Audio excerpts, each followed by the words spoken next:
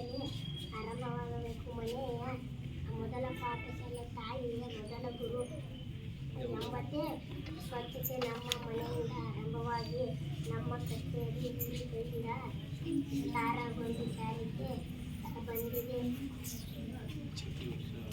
ಪ್ರತಿ ವರ್ಷ ಜೂನ್ 5ರಂದು ಪರಿಸರ ದಿನಾಚರಣೆ ಎಂದು ಪರಿಸರ ಸ್ವಚ್ಛತೆ ಮತ್ತು ಪರಿಸರ ಸಂರಕ್ಷಣೆಯನ್ನು ಕಟ್ಟುನಿಟ್ಟಾಗಿ ಆಚರಣೆಗೆ ತರಬೇಕು.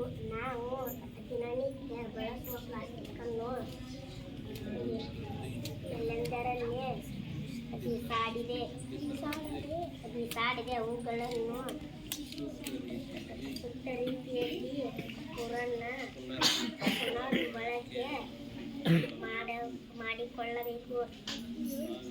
1000 ವರ್ಷವಾದರೂ ಭೂಮಿಯಲ್ಲಿ ಕರಗದೆ ಇರುವ ಪ್ಲಾಸ್ಟಿಕ್ ಅನ್ನು ಉಪಯೋಗಿಸುವುದರ ಬದಲು ಬಟ್ಟೆ ಮತ್ತು ಪೇಪರ್ ಬ್ಯಾಗ್ಗಳನ್ನು ಬಳಕೆ ಮಾಡಬೇಕು.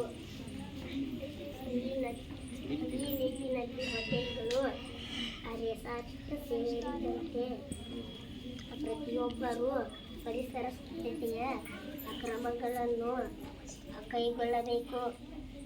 ಮನುಷ್ಯ, ಪ್ರಾಣಿ, ಪಶು ಪಕ್ಷಿ, ಜಲಚರಗಳು ಉಳಿಯಬೇಕಾದರೆ ಪ್ಲಾಸ್ಟಿಕ್ ಅನ್ನು ಬಳಕೆ ನಿಷೇಧಿಸುವ, ಜೀವಕ್ಕೆ ಕುತ್ತು ಕಟ್ಟುವ, ಪರಿಸರ ಕಲುಷಿತಗೊಳಿಸುವ ಪ್ಲಾಸ್ಟಿಕ್ ಅನ್ನು ಸಂಪೂರ್ಣವಾಗಿ ನಿಷೇಧಿಸಬೇಕು. ಹಣ, ಒಡವೆ, ಚಿನ್ನ ಕೂಡಿರುವ ಬದಲಿಗೆ ಅರಣ್ಯ ಸಂರಕ್ಷಣೆ ಮಾಡಿದಲ್ಲಿ ನಮ್ಮ ಮತ್ತು ಮಕ್ಕಳ ಆರೋಗ್ಯ ಉತ್ತಮವಾಗಿರುತ್ತದೆ. ಆದ್ದರಿಂದ ಪ್ರತಿಯೊಬ್ಬರೂ ಪರಿಸರ ಸ್ವಚ್ಛತೆ ಮತ್ತು ಪರಿಸರ ಸಂರಕ್ಷಣೆಯ ಬಗ್ಗೆ ಕಾಳಜಿ ವಹಿಸಬೇಕು. ಪರಿಸರ ರಕ್ಷಣೆ ಮತ್ತು ಪರಿಸರದ ರಕ್ಷಣೆ ನಮ್ಮೆಲ್ಲರೂ ಆದ್ಯ ಕರ್ತವ್ಯ. ಭೂಮಿಯು ನಮಗೆ ನೀಡಿರುವ ಅತ್ಯಂತ ಮೂಲ್ಯ ಸಂಪನ್ಮೂಲ ಪರಿಸರವನ್ನು ಮಿತವಾಗಿ ಬಳಸಿ ಮುಂದಿನ ಪೀಳಿಗೆಗೂ ಉಳಿಸೋಣ, ಸಂರಕ್ಷಿಸೋಣ. ಪರಿಸರಕ್ಕೆ ಉತ್ತಮ ಬಾಂಧವ್ಯವನ್ನು ಸಾಧಿಸಿಕೊಳ್ಳುವ ಬದುಕು ಕಟ್ಟಿಕೊಳ್ಳೋಣ. ನಮ್ಮ ಭೂಮಿಯನ್ನು ಉಳಿಸೋಣ. ಪರಿಸರ ಸಂರಕ್ಷಣೆ ಮತ್ತು ಪರಿಸರ ಸಂರಕ್ಷಣೆ ಪ್ರತಿಯೊಬ್ಬ ನಾಗರಿಕ ಕರ್ತವ್ಯ. ಸಚೇತನ ಚಟುವಟಿಕೆ ಪರಿಸರವನ್ನು ಪರಿಸರದ ಸ್ವಚ್ಛತೆ ಕಾಪಾಡುವುದು. ಹೌದಾ? ಮೊದಲು ಏನಪ್ಪ ಅಂದರೆ ಈ ಒಂದು ವಿಷಯವನ್ನು ಪ್ರಸ್ತುತಪಡಿಸಿರುವಂಥ ವಿದ್ಯಾರ್ಥಿಗಳಿಗೆ ತುಂಬ ಹೃದಯ ಧನ್ಯವಾದಗಳು. ನೋಡಿ, ನಿಮ್ಮೆಲ್ಲರ ನಡೆ ಏನಾಗಬೇಕಪ್ಪ ಅಂದ್ರೆ ಪರಿಸರದ ಸ್ವಚ್ಛತೆಯ ಕಡೆ ಆಗಬೇಕು. ಯಾಕಪ್ಪ ಅಂದರೆ ನಮ್ಮ ಜೀವನ ಸಾಗ್ತಾ ಇರೋದೇ ಈ ಪರಿಸರದ ಆಧಾರದ ಮೇಲೆ ಅಲ್ವಾ? ಈ ಪರಿಸರದ ಮೇಲೆ ಪರಿಸರ ಇಲ್ಲದೇ ಇದ್ದರೆ ನಾವು ಇರ್ತಾ ಇರಲಿಲ್ಲ. ಹೌದಾ? ನಾವೆಲ್ಲರೂ ಪರಿಸರದ ಕೂಸು, ಹೌದಲ್ವ?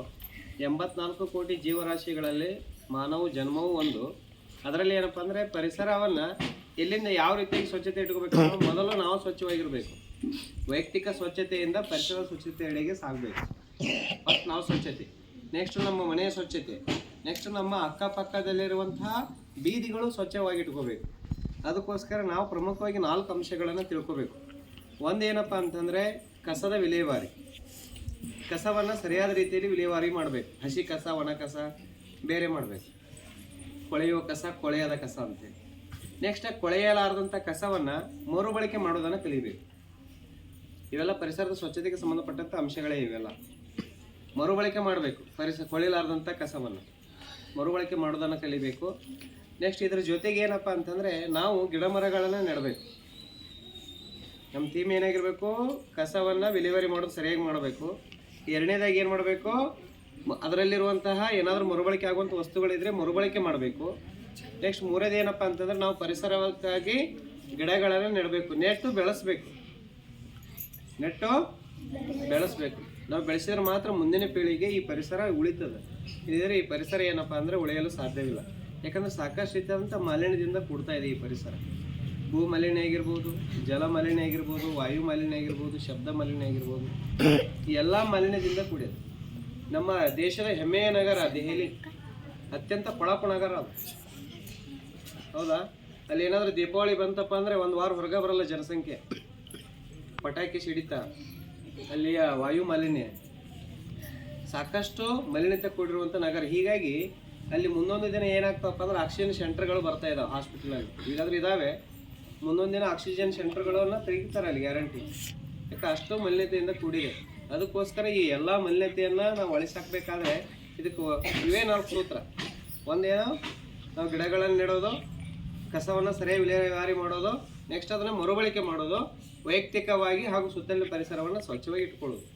ಇವನ್ನ ಫಾಲೋ ಅಪ್ ಮಾಡಿದೀವಪ್ಪ ಅಂದರೆ ಪರಿಸರ ನಮಗೂ ಉತ್ತಮ ರೀತಿಯಲ್ಲಿ ಸ್ಪಂದಿಸ್ತದ, ಮುಂದಿನ ಪೀಳಿಗೆಗೂ ಸಹಿತ ಈ ಒಂದು ಪರಿಸರ ಅನ್ನೋದು ಉಳಿತದ.